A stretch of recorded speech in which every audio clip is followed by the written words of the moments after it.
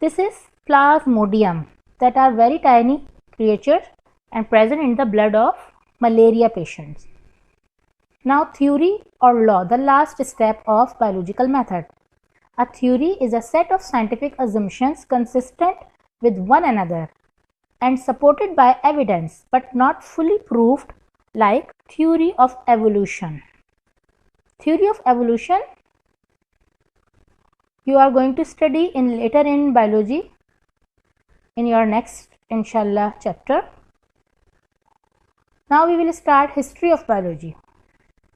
The Greek period. There were three scientists in the Greek period: Aristotle, Carolus Linnaeus, and Festus. Aristotle wrote a book, Historia Animalia. It means history of animals. Carolus Linnaeus, he was founder of biological classification. Taxonomy, father of modern taxonomy. Taxonomy means classification. You are going to study in detail in chapter number 3. He classified animals into two groups, genus and species. Festus. Festus was known as founder or father of botany. He was a student of Aristotle. He wrote two books, The Causes of Plants and The History of Plants. And in their books, he described about 500 plants. And he also studied the adverse effects of plants. So these were the scientists, biologists of Greek period. Now we will start Muslim biologist. Jabir bin Hayyan, we have also studied in chemistry. In the field of biology, he wrote the books Al-Nabatat and Al-Haywan. What is the meaning of the word Nabatat and Haywan? Do you know? Nabatat are called plants and Haywan means animals. He described about plants and animals. Abdul Malik Asma'i. He wrote books Al-Khil, Al-Ibil, Al-Wahush, Ash-Shah, and Khalaqul Insan.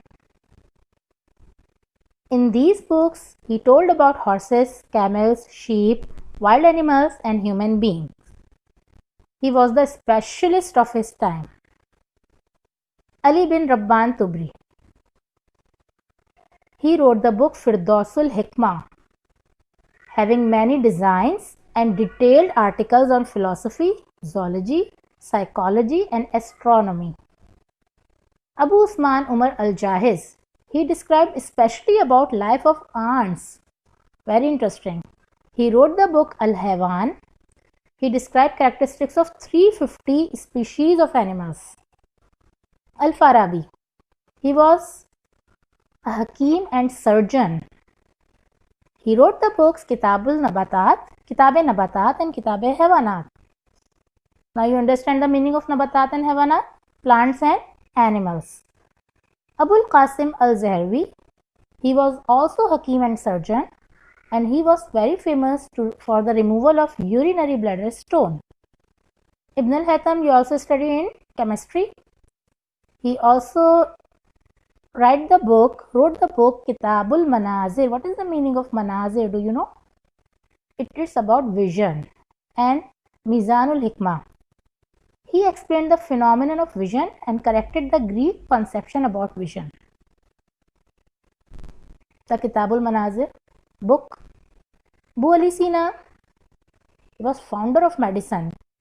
As the name Ibn Sina you have studied in chemistry also. You will study in chemistry also. He wrote the books Al-Qanun fil Tibb Ash-Shifa. Medicine actually the branch of biochemistry, the topic of biochemistry. So he was expert in chemistry and biology both. Ziauddin Ibn Baitar, he was specialized in the study of plants. Ibn al-Nafis, he described the process of blood circulation in human body. Kamaluddin al-Damiri, he compiled the book Hayatul Haywan.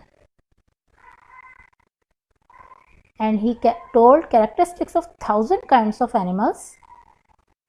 Next, Ali bin Isa. He was an eye specialist. He wrote 3 volumes about his subject. He described 130 diseases